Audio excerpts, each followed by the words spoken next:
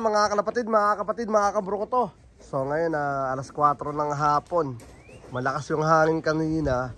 Pero ngayon hindi na ganun kalakas yung hangin. Kaya ginawa namin ni Ama is pinakawalan ko lahat ng mga warriors ko rito. Yung mga iyaano natin yun, may mga lumilipad-lipad oh. Iyaano natin sa ano natin dito, sa club natin dito. Ayan, mga born to die natin malulupet. Yan oh. So kahit malakas yung hangin inano ko sila, pinakawalan ko. Second time na nakawala tong mga to. Yan. So far okay pa naman sila, yan oh. So pinakawalan ko na sila dahil tawag dito May na next week. So dapat yung mga gantong panahon is nasa ano na tayo, tawag dito, nasa patatagan na tayo ng liparan ng mga ibon. Yan. Dahil nga sa ano tayo, tawag dito nakapokus tayo doon. Yan, nagbo-viewing din yung ano natin. Tawag dito. Uy, may dagit oh. Huwag ka dyan. Yan. Tibay ng tatlo. Ito dagit. Dagit oh. Mahinang nila lang. Kailangan din sila magsasanib puwersa. Kumbaga, patibayan sila. Dagitan talaga sila, di ba? Dapat ganun. Yan, pabayaan lang natin yan. Lakas ng hangin. So, nandito ay yung mga bago lang, mga third batch, mga ganyan. Ganda na itong itim na to. Yan. So, hindi pa sila marunong masyado mag-trapping. Pero may mga ilan dito na marunong na. Yung galing sa ano natin dito. Galing sa second room natin. Sineparate ko sila, nilagay ko rito. But hindi pa sila ganun kadami. Yan. Yun oh. So, binabayaan sila ang all day ngayon. Yan. Kaya ako naman pala ginawa yan para malaman din natin kung may kalaban ng gantong oras. Para mamimili tayo ng oras ng pag-settle natin sa mga ibon. Yan. Ang ganda nitong lubor na to. Tingnan nyo muna natin to ha. Tingnan muna natin to. Gandang lubor oh. Yan.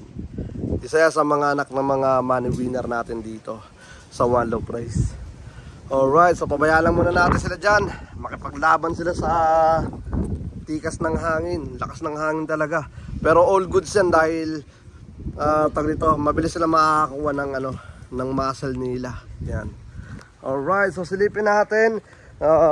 Ito yung mga natin.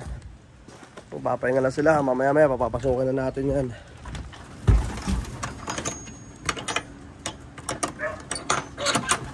Bruno nandun oh. Siya man nag-aayos lang din eh. Okay. So ito nagawa na. Yan oh. Grabe, ganda ng pagkakagawa rito, pagkakatira. Ito yung extension natin. Nakaano yan, tag dito naka-screen ng ganito. Yan. Sabi ni Utol Daniel, puta, ginawa ko lang daw tong wall. Pero ganun din kung bibili tayo ng screen tapos ganun din yung presyo. So ito nakaano na talaga, maganda, di ba? Pipinturahan na lang. Pero ngayon di mo na tayo magpipintura. Pabayaan lang muna natin sila. Ayun o, shoutout kayo kay Kuya Nilo. Ay wala, nandun na yung puti. Ito, ganda. Easy. Ayan. Tapos nandito.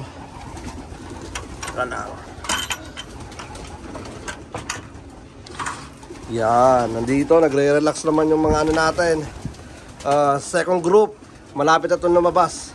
Yan. Yan, maluwag sila rito. Kaya padala nyo ng mga ibon nyo. Meron na tayo mga 5 weeks na lang mga tol. Okay, ito naman yung mga nasettle na natin. Yan, ito yung mga nasettle na. 3 beses na itong lumabas itong mga to. Yan, 3 o 4. Yan. Ito mga nakapagpalit na ng mga nakapagpalit na ng mga balahibo eh. Yan, so pabayaan lang muna natin sila. Make sure ko lang na may tubig, tsaka yung mikmik nila, mikmik powder. Yan. So yan lang muna natin itong mga to. Yan mga tignan nyo naman mga Kala mo, di pa papahuli ng patay. Ay, buhay. Patay tuloy. Yan. So, naka-open lang yan.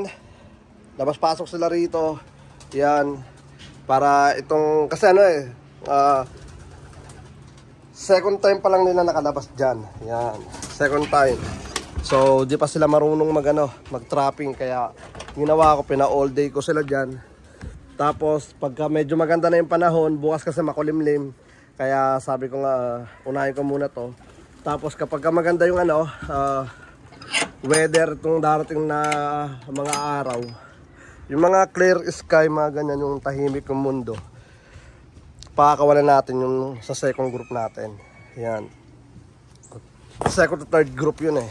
Kumbaga, yung mga kasabayan nila, sasabay na natin para lang ma-settle na sila. Alright, so pabayaan lang natin itong mga to. Yan. So nasa ano na pala tayo, 217. Tapos may mga magpapadala pa, so baka umabot tayo ng mga 250 plus, mga ganyan. Kasi may 4 weeks pa tayo. Yan, so good luck mga kaburo ko to. Ganda na itong mga to, yung ganda na ito. Itong mga pasaway natin, ba dyan kasi kayo nagdadada po. Yan. Yan o, tinan nyo. Yung magagandang ibon na, oy, ginagawa mo dyan. Oh. Sa mga green natin green ban, yan. Ilalaro natin sa ano yan ilalaro natin sa old bird. Pero kung tipuan nyo na, yan, sabihan nyo lang ako, yan Napapakita ko sa inyo mga green ban natin. Gulatin natin itong mga to 1, 2, 3. Ay, wala. Hello. Sinilip lang Nagulat nga. Ayun nagro-ronda, gabubong. Yan. Si Ama, seryoso sa pagkaano niya. Ang dami Nagrondahan tuloy pa, tingnan mo. Ala. Yan, nagrondahan yung mga ibon natin. Dahil nagulat kay Brown G. Kay Kuya Brown G. Ayan na. Ang dami pa naman natira Pero madaming lumipad. Yan. Woo! Mga ano dami, ganda. Yan. Pusasa sila. Yan. Diba, dami pa rito natira. Madami pa tayong mapapauwi mamaya.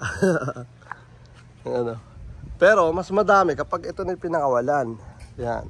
So ngayon, all goods. Ayun ito yung mga tag dito. Nakakakaba. Yan, ayun, babalikan ng iba. Yan. Ayun. Sarap. Yo, dito, sige. Rondahan lang sila ng rondahan. Wala pang grouping. Yan. Yun. Ang ganda di ba? Diyan sila rumirekta dapo sa bubong. Sabog-sabog. Nakakatuwa. Yan, lapit lang natin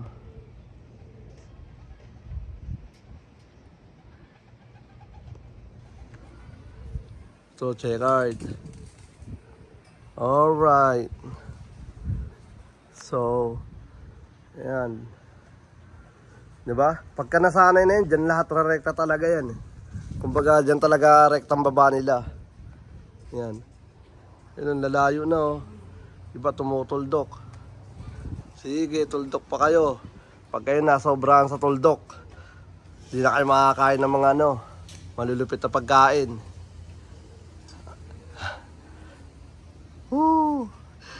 Ang galing pa rin dahil dito sila, yung iba dito talaga bagsak Ayun, meron doon. Yan, so yun na nga mga kaburo ko to. Bali, tawag dito pababaya lang natin silang kusang lipad. Kusang lipad na nabugaw. Ayan.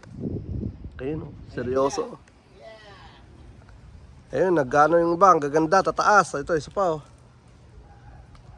Ito, grisel, lumipad na rin yung grisel. Yan ang isa sa mga ko inaabangan, dalawa yan dalawa na, hindi, dito pa isa. Yan, ayos. Lumipad na isang grisel natin. Papakita ko sa inyo yan. Anak yan ng natin. Ng Red Grizzle Cannibal. Yan, papakita ko sa inyo. Nasaan na siya? Ito yung kapatid, oh. Hindi pa lumilipad yung kapatid. Ito yung kapatid. Yun, oh. Tignan nyo naman yung mukha ng Grizzle, di ba? Yan, kaya sabi ko nga tag dito, susubukan natin yan. Makasurvive lang sila, masettle natin na maayos-ayos yan. Mailalaro natin. Nasaan na yun? Lumilipad yung Grizzle. So, pabaya lang natin. Yan, bata pa yan. Yan, oh. Ang ganda, oh. Yan, oh. Ay, papakita ko sa inyo yung magulang. Yan. So, tara, let's go. At silipin natin yung magulang. Okay. So, nandito yung magulang. Ito yung nanay. Yan. Yung nanay galing kay Ganos yan. Yung lahi niyan. Tapos yung Red Grizzle. Ano yan, Red Cannibal yan. So, tingnan natin mga kaburo ko to kung ano yung ipapakita sa ating malupit na resulta ng mga anak na ito. Alright, tapos ito naman,